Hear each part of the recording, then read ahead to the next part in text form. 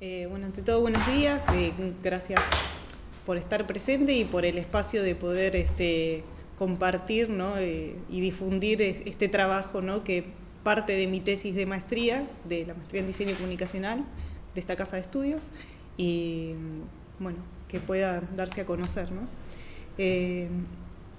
La hipótesis o las primeras preguntas, ¿no? que nos hicimos o que me hice para poder empezar esta investigación fue cuáles fueron los vínculos que se establecieron entre el campo publicitario y la incipiente profesión de diseño gráfico y de qué forma esos antecedentes, si existieron, pueden ser reconocidos al legitimar la disciplina de diseño gráfico en la Facultad de Arquitectura, Diseño y Urbanismo de la Universidad de Buenos Aires. Otras preguntas ya eran cuál es el modo en que tradicionalmente se describe y caracteriza la formación de la carrera de diseño gráfico en la FADUBA, de qué manera se interpreta o se concibe la comunicación desde la práctica publicitaria y la del diseño gráfico, de qué manera se aborda la comunicación desde la teoría proyectual y qué particularidades tuvieron las experiencias de las agencias publicitarias Cicero Publicidad y Agens, que son como los dos casos paradigmáticos en los que decidí trabajar, ¿no? Más a fondo. Objetivos, ¿no? En parte era reconocer que había una existencia, ¿no? De una trayectoria de la publicidad en nuestro país que data del siglo XIX, comprender que había una temprana experiencia profesional que condujo a muchos arquitectos a liderar y trabajar en agencias, ¿no? De publicidad y para agencias de publicidad, llevando a la práctica nuevas formas de hacer publicidad, ¿no? Y de concebir esas piezas gráficas. Reconstruir los discursos de los actores, reparando en sus formas de producir y circular los materiales desarrollados durante el periodo de análisis que comprende las décadas del 50 al 70, e indagar y analizar piezas gráficas donde se detectaban estos vínculos entre publicidad y diseño gráfico. La metodología fue, el primer problema, digamos, con el que me encontré fue que en el relevamiento de material editado que aborde esta temática, ¿no? De relacionar el diseño gráfico y la publicidad, era realmente escaso. En este sentido, lo que comencé a hacer fue más un trabajo de consulta de archivos, ¿no? De la Fundación IDA, del Instituto Torcuato Di Tella, Historia de la Publicidad es un proyecto de Raúl Manrupe que está en versión digital, ¿no? Está en la web. De la hemeroteca de la Biblioteca del Congreso de la Nación, la biblioteca acá de la FADU, la hemeroteca de la Biblioteca de la Legislatura de la Ciudad de Buenos Aires y de la UCES. Entrevisté a Cristina Lafiandra porque, bueno, me encontré con que los referentes que me hubiese gustado entrevistar hubiesen sido, no sé, Carlos Méndez Mosquera, el principal, y bueno, ya no contaba con su presencia. Y Cristina, bueno, fue como el nexo, ¿no? Más cercano que pude acceder también para que me dé una entrevista, y que ella también trabajó en Cicero Publicidad, entonces era un testimonio también directo, ¿no? De esa experiencia. A Raúl también Manrupe lo consulté por piezas para poder reconocer ciertas piezas, ¿no? Gráficas publicitarias. Y el relevamiento fue sobre las revistas Nueva Visión, Suma Más, Tipográfica, 90+10, Contextos, Ímpetu, Mercado Confirmado, Primera Plana, La Nación, Clarín y El Cronista. Primero que todo, conocer un poco el contexto, ¿no? De análisis. En ese contexto, acá, bueno, un poco plantear cuáles eran esos sucesos, ¿no? A nivel por ahí internacional y nacional, ¿no? Contexto político, y también en esas dos tramas que una representa la publicidad y el diseño gráfico, ¿sí? Y en esa intersección, ¿no? Que para usar un término de los gráficos podría decir en ese moiré, ¿no? Es un poco el intercambio, ¿no? Y esta hibridación, ¿sí? De los lenguajes, de lo que venía un poco sucediendo en la publicidad y cómo empieza a modificarse con la implementación de ciertas decisiones de diseño gráfico. Parte del contexto que también hay que comprender es que en el periodo de análisis los medios masivos y la sociedad de consumo tenían un rol importante, ¿no?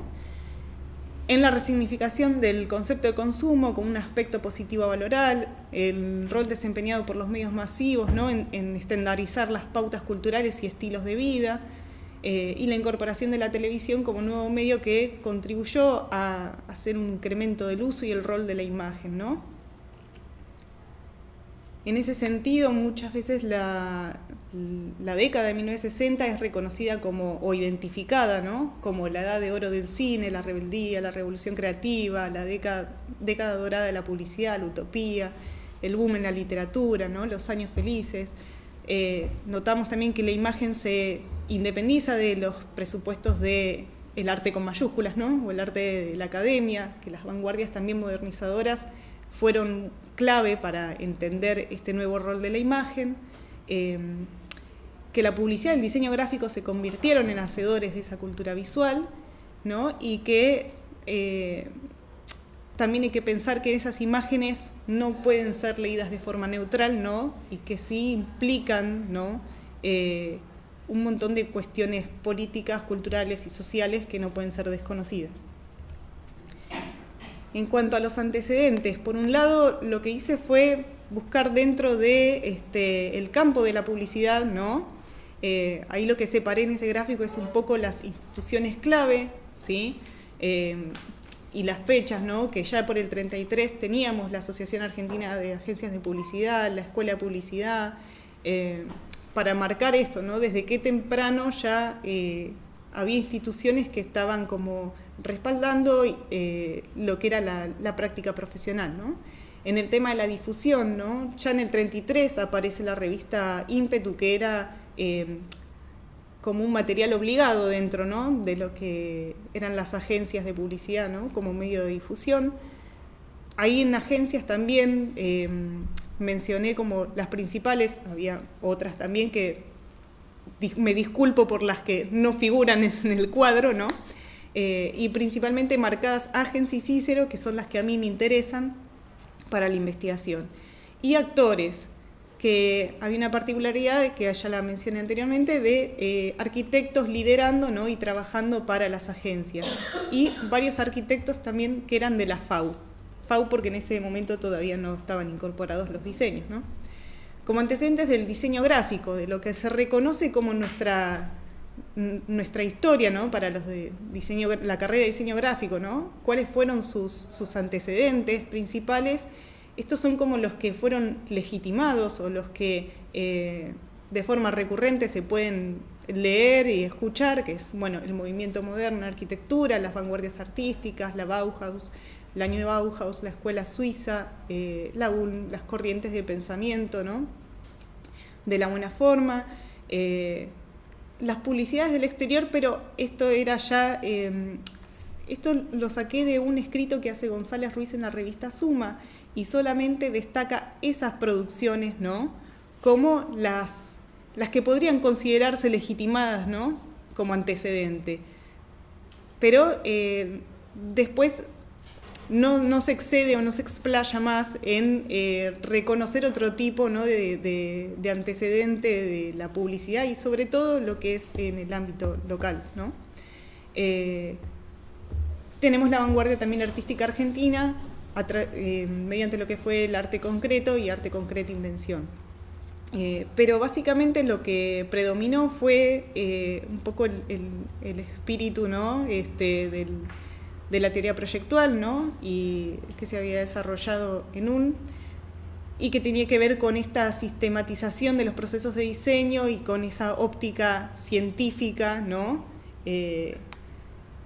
Ya desprendiéndose, ¿no? Como de toda subjetividad, ¿no? Es imposible desprenderse de la subjetividad, pero en cierta manera tratar de desprenderse de la subjetividad que venía de las experiencias más ligadas al arte, ¿no? Y precedentes, ¿no? En este caso son antecedentes de lo que vendría a ser el campo en formación del diseño gráfico. Sí hay que reconocer que el Departamento de Diseño y Decoración en la Escuela de Artes Plásticas en Uncuyo y después el Departamento de Diseño Gráfico del Instituto de Itela y la carrera de Diseño en Comunicación Visual de La Plata si bien, o sea, son previas a la creación de la carrera de diseño gráfico acá en la Facultad de Arquitectura de la UBA, no venían con la misma herencia. La discusión sobre la proyectualidad ya comienza de forma temprana en esta casa de estudios y, por otro lado, también las otras experiencias que se mencionan ahí, el Departamento de Diseño y Decoración en Mendoza y la de La Plata, venían ligadas a instituciones de arte, ¿no? De bellas artes. Cuestión que en este caso la Facultad de Arquitectura a su vez se desprende de la ingeniería y de las ciencias exactas. Entonces ya eso es un dato que no se puede subestimar, ¿no? En cuestión de la difusión, Ediciones Infinito, Nueva Visión, Ciclo, Suma han sido parte de los antecedentes que también constituyeron, ¿no? Como referentes para la creación de la carrera, las experiencias de agencias y estudios, ¿no? Y los actores, ¿no? Que ahí también estoy dejando por fuera otras personas importantes, pero ahí solamente remarco las que por ahí estuvieron ligadas a estas dos agencias que fueron Agens y Cícero y que son las que a mí me interesaba desarrollar. Estas dos experiencias tuvieron la particularidad que, si bien eran agencias de publicidad, en la producción de sus piezas, y no solo en la producción de sus piezas, sino también en su forma de producirlas y en la práctica profesional, ya el diseño era como un leitmotiv, era una premisa, ¿no? Que generaba un hilo, ¿no? Algo que conectaba todo, ¿no? Desde el proceso de pensamiento, desde cómo se hacía la pieza y desde el objetivo, digamos, el objeto producido final. Cuestión que en otras agencias de publicidad el tema del diseño entra más como una herramienta estética y solamente queda en ese plano, pero no hace, ¿no? A lo que es la producción, la práctica, ¿sí? En este caso de Cícero, bueno, hay distintas publicidades, sí se puede advertir justamente este lenguaje gráfico que venía heredado en parte, ¿sí? De las que eran las corrientes europeas. Ya la última, en realidad, está más englobada en los 70s y por ahí se percibe este arte psicodélico norteamericano, ¿no? Que también se evidencia. En el caso de Cícero también hay otra cuestión que se abordó respecto a la publicidad, es de concebirla más como una instancia de comunicación que era más global, ¿no? Que integraba a todo, o sea, desde la imagen de marca, o sea, cómo era aplicada, iba un poco más allá de hacer solamente ese aviso publicitario, ¿sí? Se incorporó tempranamente el concepto de diseño empresario e imagen empresaria, aunque la primera experiencia de diseño empresario es la que se da en Ciam, cuando quieren emular un poco lo que se había hecho en Olivetti. O sea, recordemos que Méndez Mosquera, si bien creó su agencia en 1954, después en el 63 se desempeña como director de Agens a la par de su propia agencia. En el caso de Agens y Ciam, o sea, Agens fue concebida más como una agencia cautiva, estaba dentro de lo que era, o formaba parte, ¿no? De lo que era la empresa. Las producciones que hacía, o sea, siempre eran para Ciam y para los productos de Ciam. Solo al final, cuando el Instituto Torcuato Di Tella cierra, ahí Agens comienza a hacer algunas publicidades para otras empresas, ¿sí? Para otros productos, como por ejemplo el Banco Internacional. Pero si no, era una agencia cautiva, siempre trabajaba para la misma empresa. En ese sentido, estaban muy conectados todos los distintos departamentos, el departamento de diseño industrial, con lo que hacían en el área más de comunicación, ¿no? Y en ese sentido también había un vínculo fuerte con lo que era el departamento de diseño gráfico del Instituto Torcuato Di Tella, que si bien no tenía como la jerarquía, si se quiere, de otros centros que se crearon dentro del instituto, sí cumplió un rol muy importante en hacer que la gráfica hablara, ¿no? Como lo describieron. Toda la labor de Fontana, de Di Stefano, ¿no? Generó un cambio en lo que es la cultura visual, ¿sí? Y quizás hoy en día uno lo lee comparándolo con, no sé, con los estilos que ya están en nuestro bagaje, pero en su momento fue algo rupturista, o sea, más si se piensa en esas publicidades o en esas piezas comunicacionales destinadas a la sociedad de ese momento, ¿no? A ese público, ¿no? Es muy difícil hacer trasladarse a esa época para pensar en lo disruptivo por ahí que era. Esa imagen estaba en la Universidad de Torcuato Di Tella y es parte del archivo de cómo hacían toda esa libertad digamos, de trabajo que tenían para experimentar, ¿no? Para poder producir, ¿no? Las piezas. Bueno, esto es como una prueba de ello, ¿no? Que siempre dicen que tenían libertad de acción y de experimentación, que no le cuestionaban mucho cómo tenían que ser esas piezas, ¿no? Ellos tomaban parte y decidían cómo tenían que ser. Eso era más en el departamento de diseño gráfico del instituto. En Agens ya estaban un poco más condicionados con lo que había que lograr, ¿no? En parte por justamente la función publicitaria, ¿no? Las primeras 3 publicidades que están arriba son previas a Agens, una agencia que había trabajado para Cian era Exitus, que era la que realizaba más esas piezas que tienen, donde se puede ver la ilustración, ¿no? Como priorizando, ¿no? Toda la pieza y cómo después pasan un lenguaje completamente distinto, ¿no? A partir de incorporar estas ideas de diseño, ¿sí?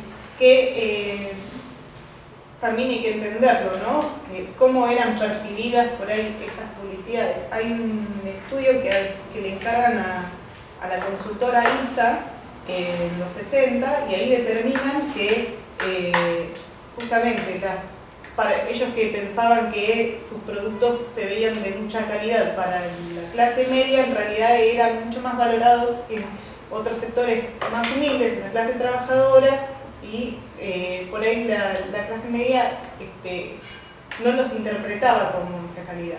Y ahí deciden cambiar también la forma de comunicar, ¿no? Y darle ese carácter. Generar un programa mensual para convertir en el mercado de imágenes, esto era algo que pasaba a ser como la prioridad en Agens, ¿no? Y el diseño también empezaba no solo a observarse en las piezas gráficas, sino que también se leía en los textos, ¿sí? Cómo se empezaba a destacar, ¿no? Y a diferenciar el diseño, ¿no? Como un atributo a valorar, ¿sí? Estos noticieros aparecían en las revistas Primera Plana y en Confirmado. A modo de conclusión, es difícil condensar todo el trabajo de una tesis, ¿no? en 15 minutos, pero a modo de conclusión es confirmar, bueno, que sí existía una trayectoria publicitaria en nuestro país, que tuvo relación en la conformación de la carrera de diseño gráfico, que desde el campo profesional publicitario se abrieron propuestas como Agens y Cícero para renovar el lenguaje gráfico, que identificamos que en las piezas se ve cómo hay un intercambio, ¿no? Y cómo se van mezclando y reformulando, ¿no? Los lenguajes. Asimismo, constatamos que en los casos paradigmáticos se produjo una relación más simétrica entre las decisiones de publicidad y diseño. Esto iba a la cuestión de que el diseño no se tome como una simple herramienta estética, ¿no? Después destacar las figuras de Méndez Mosquera y González Ruiz en la iniciativa para generar los debates en torno a la comunicación, ¿no? Visual, qué es diseño, qué es publicidad. Todo eso se manifiesta en los artículos de Suma. González Ruiz escribe varios artículos en la revista Suma, donde constantemente está poniendo ahí en debate qué debería hacer el diseñador gráfico, qué debería hacer la publicidad, dentro de, digamos, cómo debería el diseñador gráfico tomar a la publicidad, de qué manera la debería encarar, ¿no? Reconocemos la presencia e influencia de Tomás Maldonado y la teoría proyectual como matriz dominante y convencionalmente aceptada, ¿no? Pese a que no haya sido elaborada considerando la especificidad de la disciplina del diseño gráfico. Los artículos de la revista Suma, bueno, como bien dije, van a ser un medio donde constantemente se van a estar como construyendo un poco las identidades, ¿no? En definitiva, ¿qué es ser diseñador gráfico o qué es hacer diseño gráfico, ¿no? Que no es lo mismo que hacer publicidad. Y, no sé, algo que yo un poco también después llegué sobre el final es que en realidad hay como toda una construcción, ¿no? Un imaginario sobre el diseño gráfico y sobre el rol del diseñador gráfico como muy ligado a su responsabilidad social y a tratar de desprenderse de este aspecto, ¿no? Comercial que tiene la publicidad, ¿sí? Pero en realidad cuando empiezan las discusiones sobre las teorías de comunicación, que en realidad son de información, porque ambas se basan en las mismas, en las teorías de información, solo que la publicidad quizás va a llevar el tema de la eficacia en términos de garantizar que el mensaje llegue a un target, y en el caso del diseño, esa efectividad está vista más porque el mensaje sea claro, sea honesto, sea neutral, entre comillas, ¿no? Sea objetivo, esté comprometido socialmente, ¿no? Lo cual un poco ratifica cuál es nuestra identidad como diseñadores gráficos, pero también genera todas sus contradicciones con lo que es la práctica profesional, ¿no? Del diseñador, sobre todo en la actualidad. Bueno, muchísimas gracias por haberme invitado. Es la primera vez que vengo al Instituto de Arte Americano. Muchísimas gracias. Quería explicitar un poco desde dónde voy a hablar del trabajo, ¿no? Yo soy licenciada en Ciencias de la Comunicación y algo que le contaba a Cecilia y que nadie sabe porque no está en mi currículum es que me especialicé en publicidad en los años 90. Entonces, esto es un dato secreto que voy a develar. Sí, y también que tuve como una etapa muy anfibia en la que trabajaba en Ciencias de la Comunicación dando un seminario de diseño gráfico y publicitario y acá dando comunicación, con lo cual nadie me entendía dónde estaba yendo, porque estaba todo el tiempo dando comunicación o diseño en distintas instituciones de la U. Después, bueno, me estabilicé y terminé dando semiología aquí en esta casa de estudios y también trabajo y ahora soy parte de la comisión de DICOM, el posgrado en diseño comunicacional al que pertenece esta tesis. Entonces, bueno, esas son un poco las condiciones desde las cuales voy a hablar. En realidad voy a hablar desde la comunicación, ¿no? Que parece ser un eje acá que une diseño y publicidad. Entonces, una cosa que me interesó acá es, digamos, el trabajo discursivo, aunque en ningún momento usaste la palabra discurso, pero me voy a tomar la libertad de usarla yo, entre las distintas relaciones que puede haber entre diseño y publicidad, que puede haber varias y yo creo que explorás varias de estas relaciones y cómo se arman discursivamente estas relaciones. La primera es una que no está esbozada del todo, pero que me parece importante destacar, que es que diseño y publicidad para el sentido común pueden tener cierta vecindad, cierta equivalencia. Para el observador externo al campo, por ejemplo, como éramos nosotros, que éramos de ciencias sociales y mirábamos la publicidad y el diseño, parecía haber una suerte de similitud entre ambas disciplinas, en la práctica sobre todo. Y me parece que este trabajo entra a explicar algunas claves de por qué esas actividades podían ser percibidas como homólogas para el sentido común o desde afuera del campo. Por supuesto que esta similitud no es vista así desde adentro del campo, ¿no? Pero me parece interesante que hay un esbozo de por qué podría haberse dado de esta manera. La otra relación que me parece interesante es la relación negada, ¿sí? Esto también tiene que ver con el trabajo de Verónica de Valle, su exhaustivo trabajo en La travesía de la forma, ¿no? Como para el discurso más canónico del diseño moderno la publicidad, no diría que no existe, pero que está minimizado su rol en la constitución del campo porque está puesto en jerarquía la constitución del campo con una base proyectual. Eso también me parece muy interesante. Vos de hecho en algún momento señalás que la publicidad, por su relación con el mercado, muchas veces es considerada vergonzante para las variantes más cientificistas y racionalistas modernas de la disciplina. Un diseñador no se autodefiniría como publicista. Me parece que eso es algo que también está bien encarado, esta idea de que la publicidad vista desde el campo del diseño está totalmente infravalorada, ¿sí? La otra relación posible de subordinación que vos también explorás y que también es interesante es la inversa, es cómo ve la publicidad al campo del diseño. Y ahí también hay una relación de subordinación muy fuerte, porque cuando el diseño publicitario tiene que considerar al diseño gráfico, lo ve como el último eslabón de una cadena comunicacional encargado de una parte estrictamente de visualización, por lo tanto cosmética, por lo tanto estética, y entonces para esta concepción el diseño no está para nada jerarquizado y es un mero instrumento para la publicidad. Todas estas, digamos, discursos coexisten simultáneamente.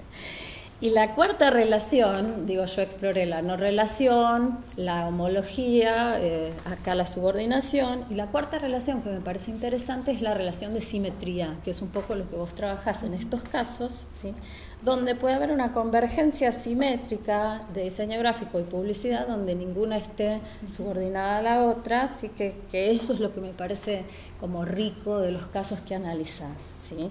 También me interesaba destacar, porque me parece que hay un muy buen trabajo de investigación acá, en un tema donde evidentemente hay muchas áreas de vacancia, donde hay poca bibliografía sobre el tema y donde esa bibliografía trabaja conceptos que están totalmente naturalizados, como por ejemplo, y vos acá lo señalás, el concepto de comunicación que se trabaja, se da por sentado cuál es, pero está implícito, tampoco se explica muy bien cuál es.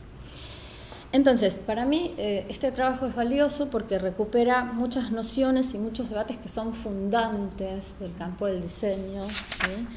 Y voy a citar algunos de esos ejes que a mí me parecieron interesantes, ¿sí?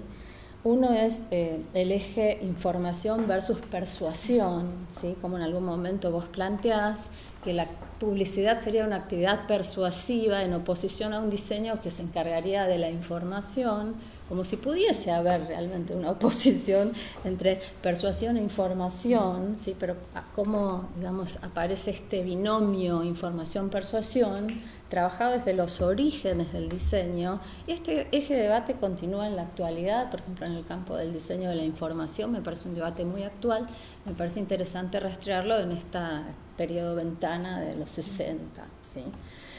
Otro eje que me parece que se desprende y que me parece que hay que debatir es el eje de la teoría versus la práctica, ¿sí? A mí me interesó mucho una afirmación que encontraste, creo que es de Méndez Mosquera, corregime si... No es de Méndez Mosquera, es de una revista mensual de propaganda, que dice, no es necesario definir la publicidad, basta con practicarla. Me pareció interesantísimo, porque esto da cuenta de una relación muy conflictiva que hay entre la teoría y la práctica en la consolidación de un campo. Y me parece que el trabajo esboza esa tensión de publicidad como profesión o actividad versus academia o conceptos académicos, y cómo se dio esa tensión, ¿sí? Y por qué había un discurso que vinculaba el diseño con el discurso científico, y el discurso publicitario eligió posicionarse en un lado bastante opuesto, que es el lado de la práctica, de la profesión, ¿sí? Y esto me parece que es un eje teoría-práctica que también hay que discutir ahora. En tercer lugar, me pareció interesante otro eje, que es el eje forma-contenido, ¿sí? Como en los inicios de esta discusión aparece enseguida la idea de forma versus contenido o forma versus mensaje, donde el diseño gráfico se encargaría de la forma y la publicidad del contenido o mensaje. Entonces, esta es una homología que también hay que discutir, también tiene ciertas para mí, deficiencias teóricas, la idea de que se podría separar la forma del contenido, ¿no?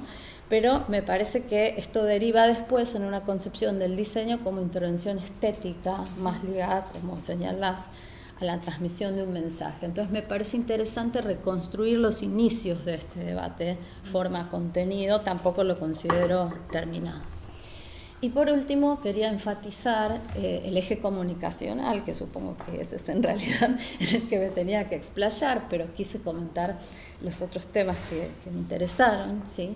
Que es que tanto el diseño como la publicidad aparecen ligados con un mismo concepto, que es el de comunicación, ¿sí? Y acá habría que hacer, y vos haces un trabajo, para, digamos, interrogar a esa noción de comunicación, qué noción de comunicación compartían el diseño y la publicidad, a pesar de sus diferencias, que es un poco lo que se esboza a modo de conclusión, pero para mí ese es un meollo muy importante de esta cuestión.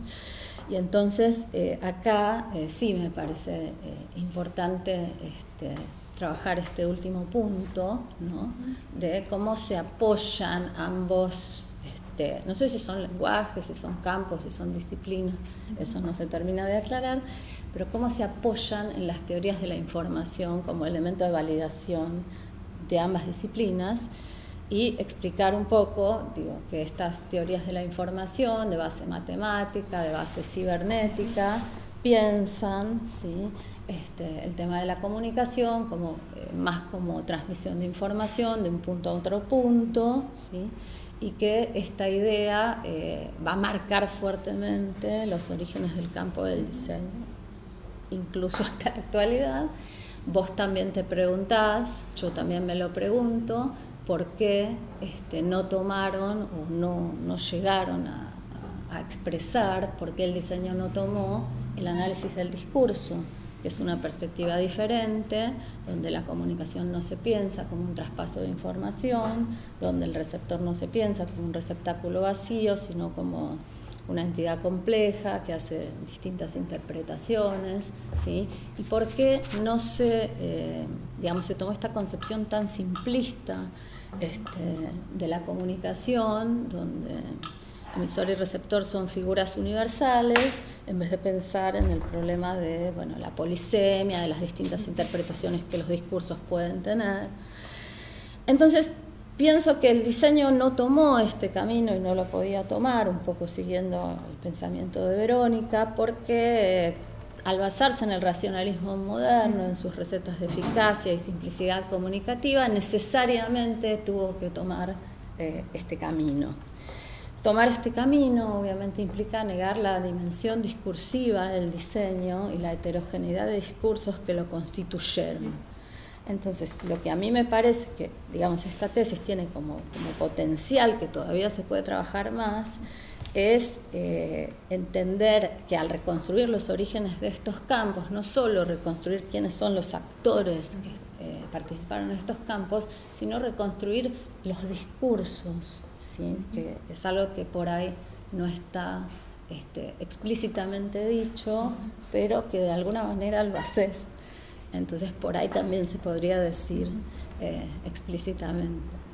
Me parece muy interesante el trabajo. Después me parece que hay algunas zonas que habría que definir, ¿no? Más, por ejemplo, cuando se habla del lenguaje publicitario, ¿qué es el lenguaje publicitario? Cuando se habla del lenguaje del diseño gráfico, ¿qué es? Sí, esto me parece que no lo podemos dar por sentado.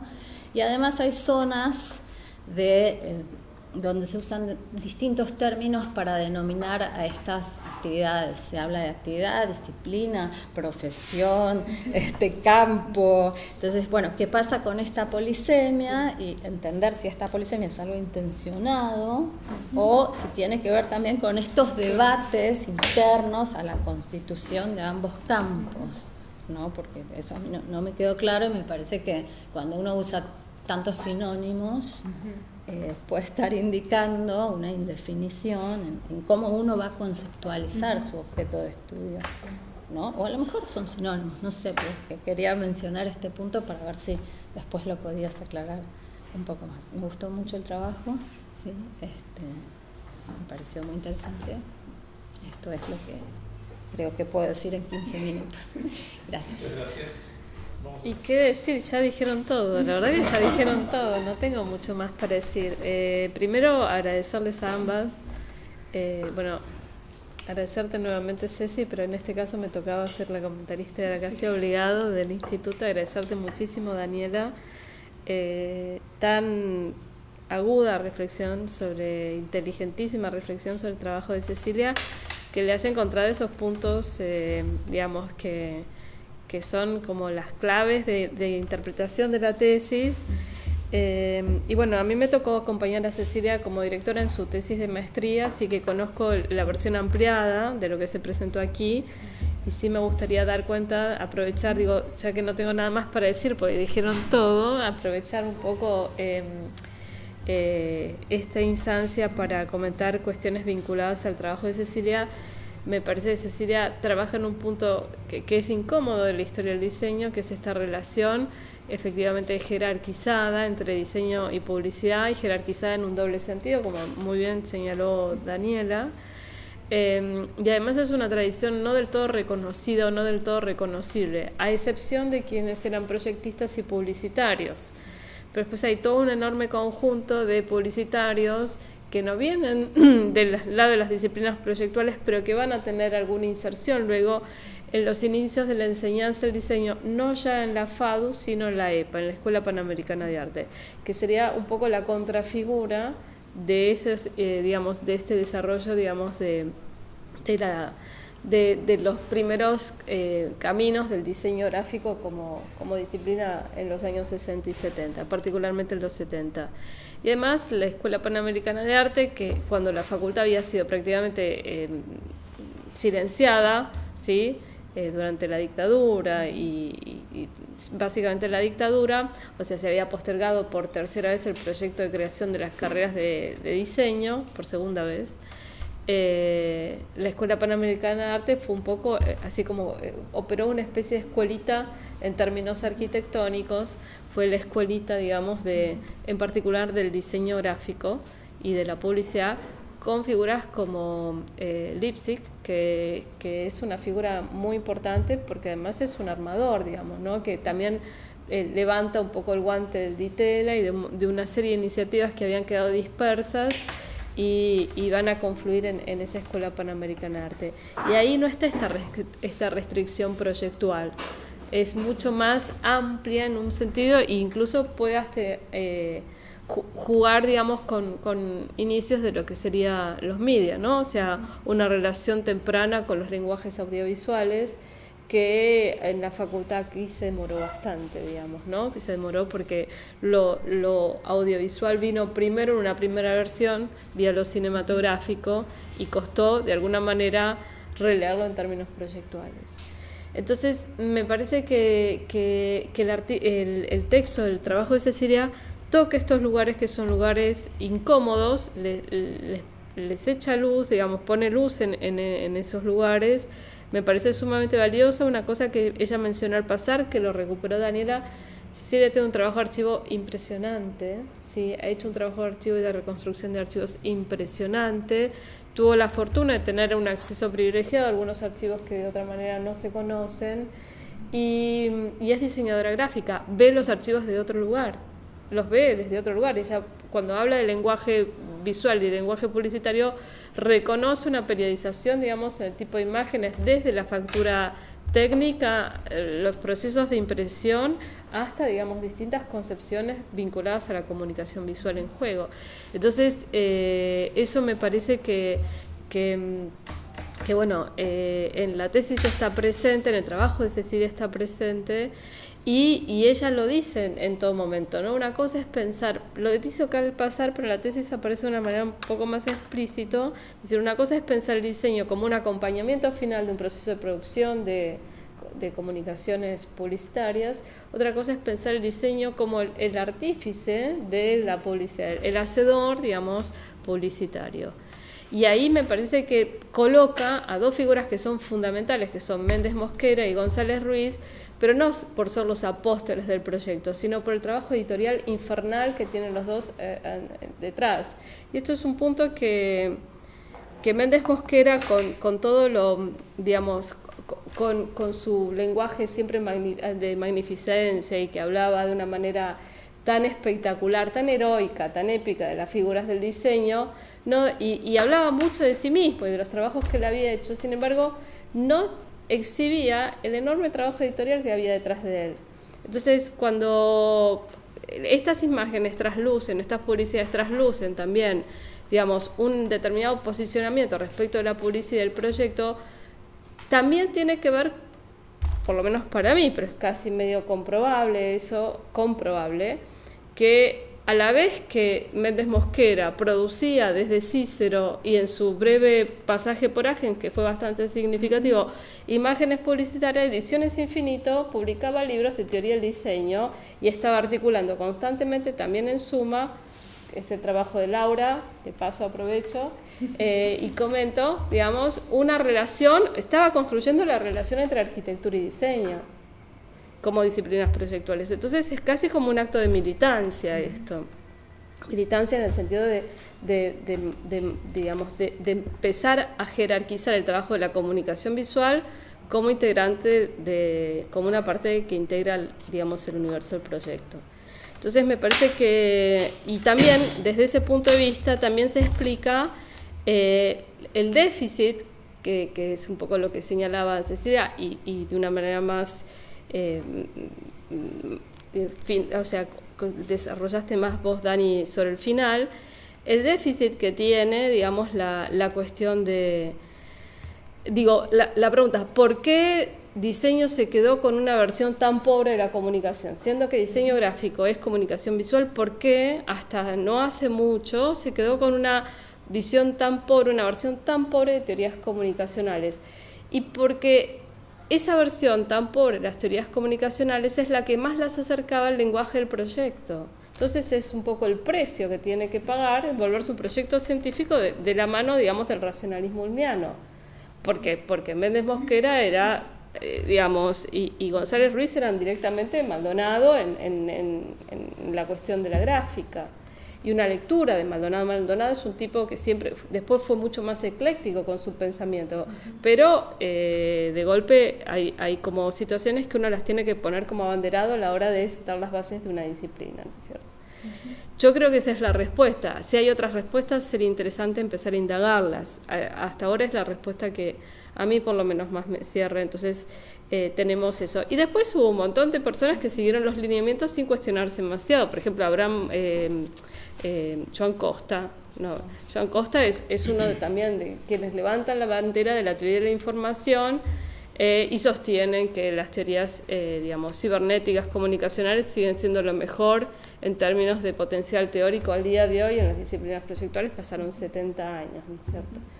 Entonces, ese tipo de cosas a veces son los antecedentes que una disciplina debería poder revisar. Pero volviendo al trabajo de Cecilia, me parece que justamente, y al riquísimo comentario de Daniela, me parece que justamente están, digamos, interrogando zonas que son las zonas de confluencia, de convergencia entre las disciplinas proyectuales y las zonas de las cuales la comunicación visual más se aleja, y más se aleja por su propia singularidad, porque no produce objetos, produce, digamos, artefactos polisémicos, ¿no? Produce cuestiones que tienen que ver con la construcción de sentido, y no son asibles, digamos, como puede ser asible, digamos, tienen una especificidad que tiene que ver con el campo del sentido. Así como la indumentaria tiene la especificidad del cuerpo. Entonces estos son los lugares en los cuales estas disciplinas se alejan un poco, ¿no? Orbitan un poco más lejos del centro arquitectónico. Bueno, no sé si estamos con el tiempo. Bueno, anoté un montón de cosas acá que voy a tratar de pasarlas en limpio. Me pareció un trabajo bastante completo, bien explicado y con gráficos muy claros, como corresponde a la disciplina, ¿no? Me quedé con una de las pautas publicitarias que pusiste ahí en la presentación, que decía: gastamos mucha plata para que nos olvide. Fue la placa que más me llamó la atención. ¿Perdón? Sí, pero no me acordaba de quién era.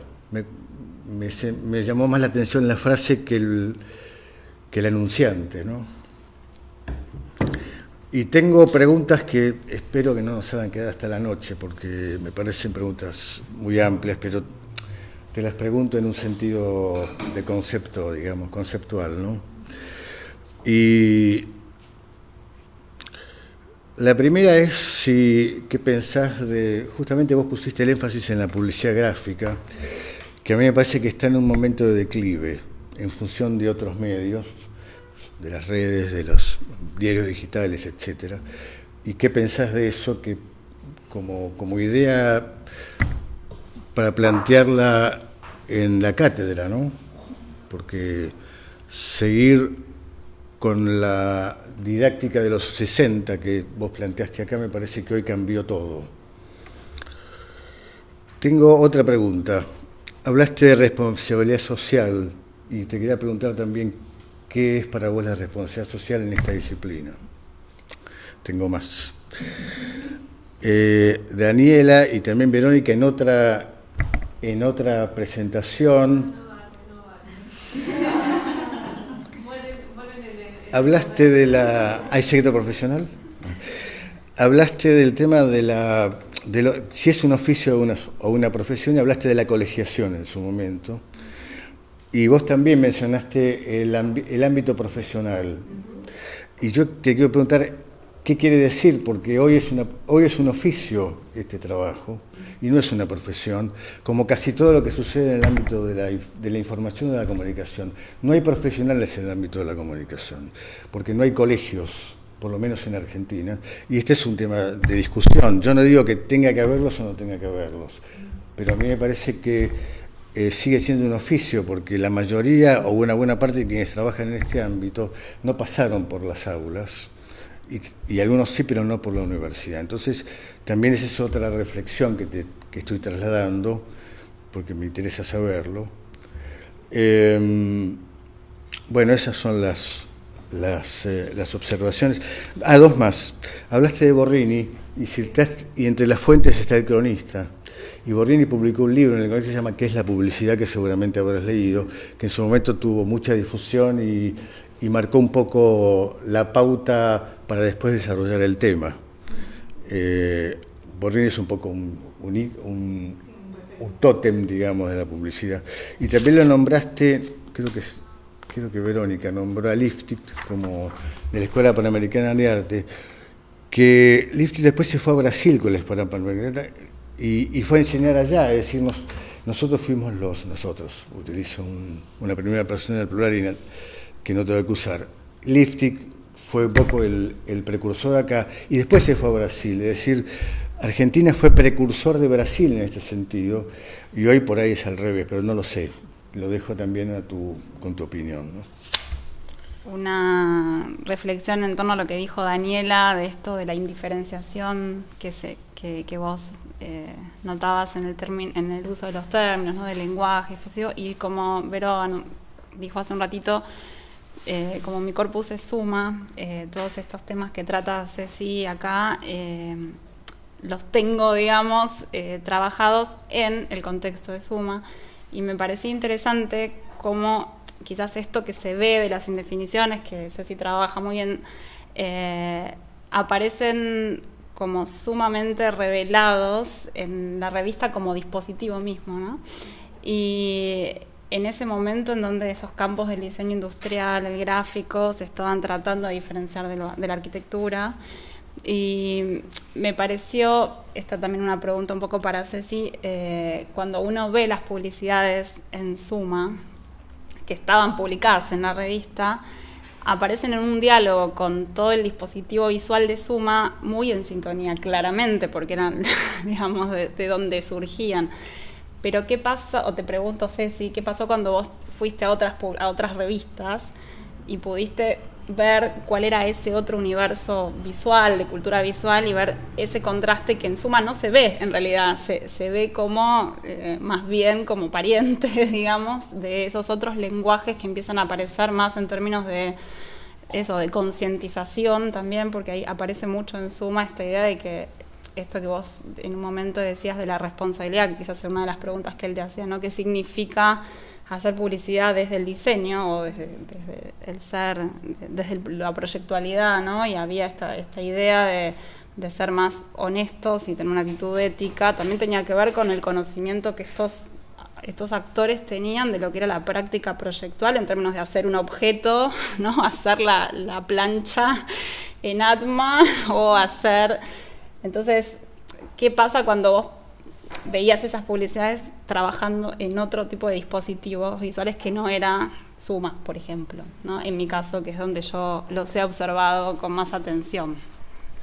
Quiero hacer un comentario porque el mes pasado estuve en la Universidad Autónoma de Puebla y caminando por el campus y me dirigí hacia la Facultad de Arquitectura y Urbanismo, me encontré con este mensaje que decía: si alguien iguala el diseño gráfico con la publicidad, no hace otra cosa que evidenciar su falta de conocimiento.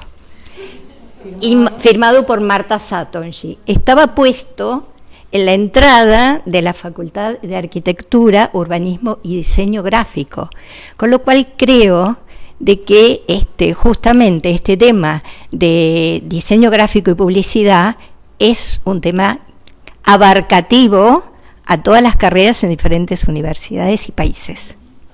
Un tema que venía pensando, que es que hay otro actor que juega en esa cuestión entre publicidad, diseño y la academia, que es el comitente, ¿no? Entonces, ¿cuál es la relación que hay entre el comitente que también tiene que ver un poco en ese... Cuando se quiere constituir o quiere constituir una clase industrial, ¿no? Quiere formar una cultura industrial, se entiende formar parte de una cultura industrial específica, ¿cuál va a ser la demanda, ¿no? ¿Cómo cambia la demanda en cuanto el industrial desea necesita una propuesta cultural y cuando solamente, ¿no? Ahí hay una otra tensión y que tiene que ver con la cuestión también del diseño integral y estas cruzadas o estas posiciones heroicas de Méndez Mosquera con el diseño total, ¿no? Entre el objeto, la comunicación, desde el diseño, la arquitectura y la comunicación. Entonces, la arquitectura, el diseño gráfico y el diseño industrial, ¿no? Y la cultura industrial nacional. Cuando esos cuatro actores esa demanda empieza a aparecer, es como que se...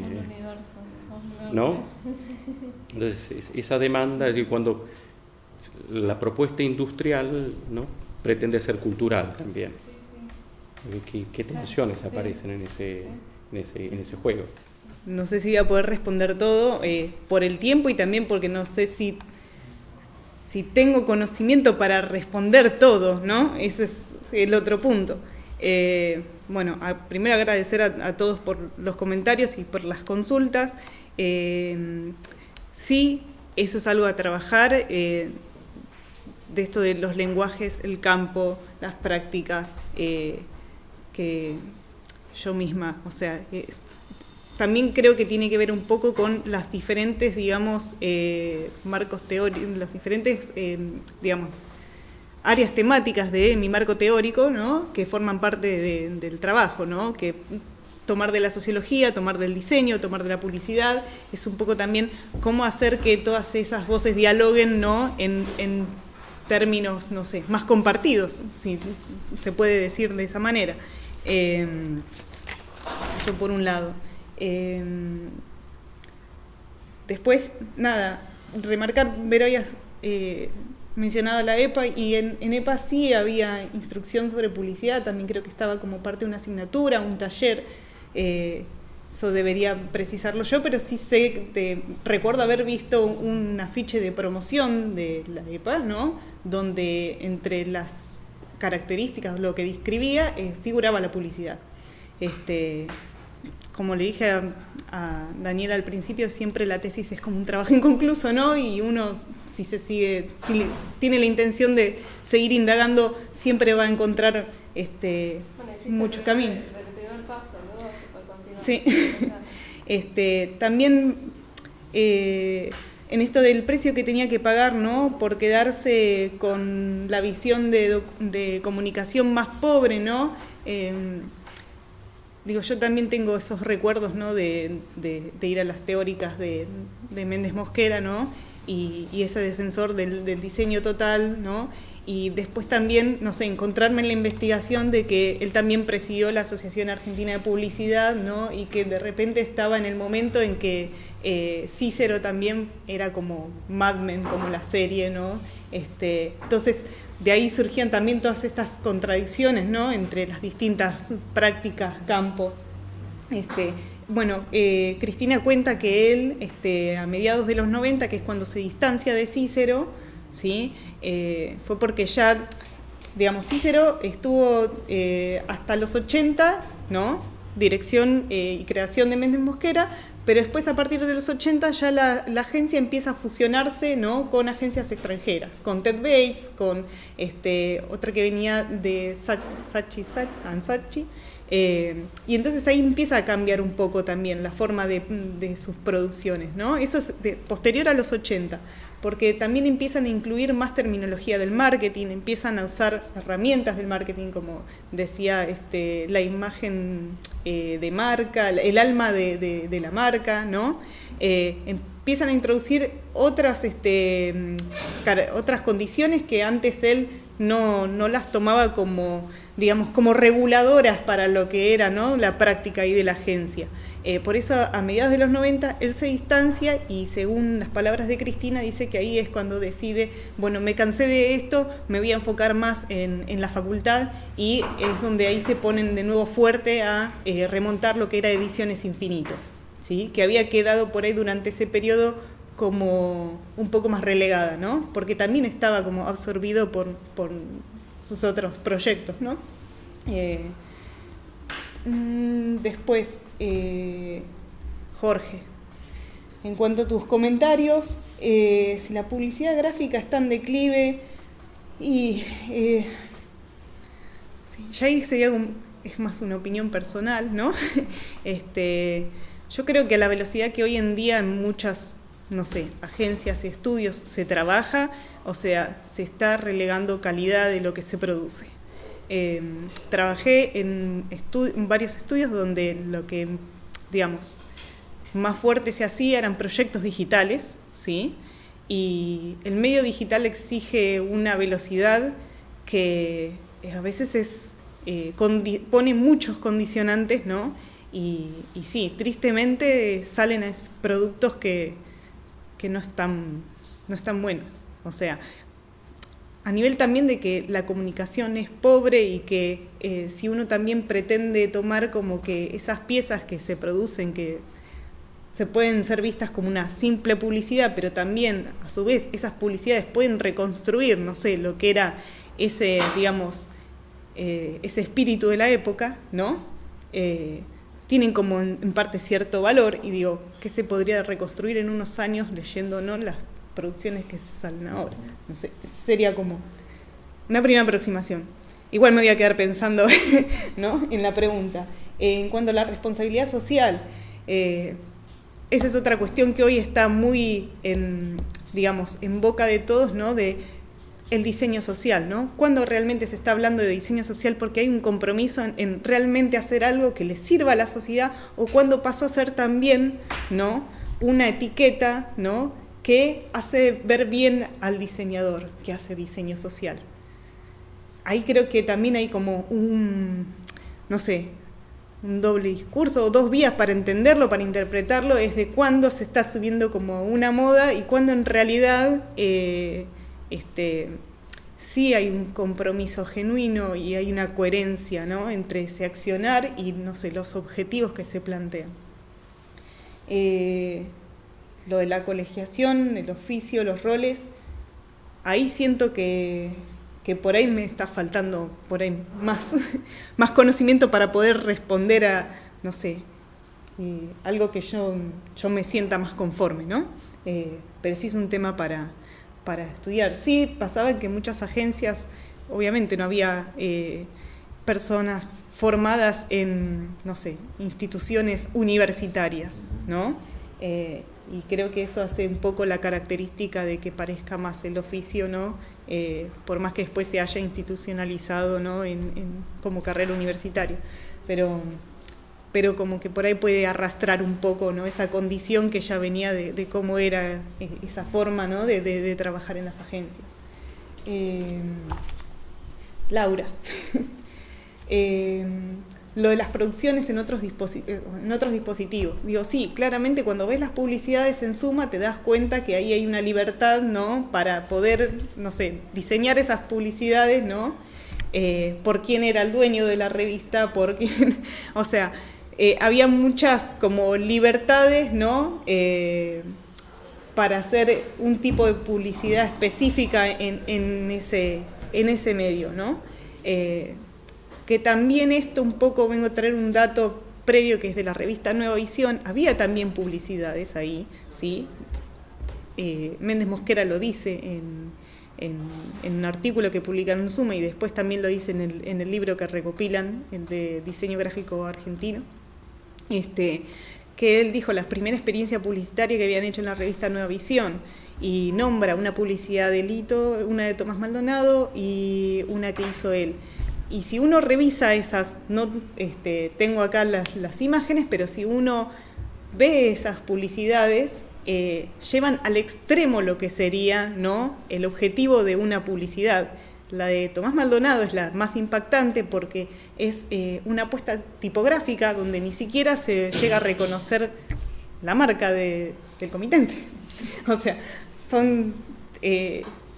nada más están articuladas en dos ejes, horizontal y vertical, ciertas palabras, en cuerpo 4, diría yo, 4 puntos, y no se percibe quién es el que está emitiéndose, quién está, digamos, enunciando ese mensaje, ¿no? Y a quién, o sea, qué está diciendo y a quién se dirige. Es muy llamativo eso.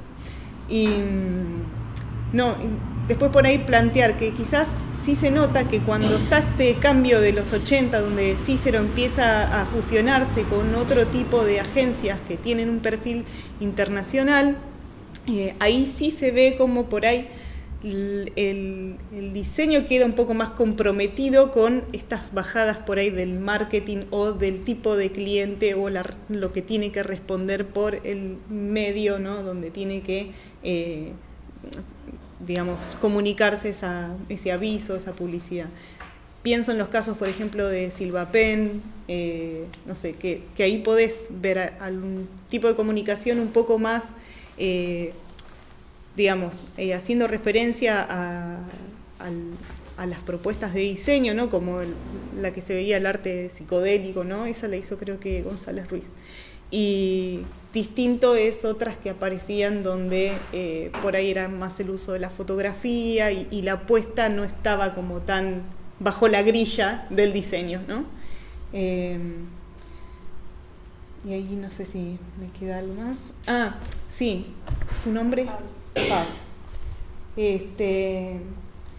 Que en esta relación del tipo de comitente, ¿no? Y qué pasa con la academia, ¿no? La práctica, y cuando en realidad esa publicidad es algo para, como, digamos, es una propuesta cultural, o cuando en realidad tiene que ver más con los objetivos de la empresa. Hay algo que yo no llegué a estudiar, pero es como algo pendiente. Cuando revisaba el archivo de Méndez Mosquera, había unas piezas que se realizaron de una exposición en el Palais de Glace sobre la comunicación, el título era así, y era de la comunicación IFATE, era específicamente del trabajo realizado de comunicación en FATE, que ese, bueno, es un pendiente mío para seguir explorando también. Y que también pasó mucho de relacionarse, no sé, empresas con, no sé, instituciones como museos, ¿no? Hacer muestras. Entonces esa parte también de cómo la empresa tiene su acción, ¿no? en una propuesta cultural, también es interesante para trabajar, ¿no? O sea, pasó con Buró, pasó con... Sí. Bueno, no sé si respondí. Bueno, muchísimas gracias.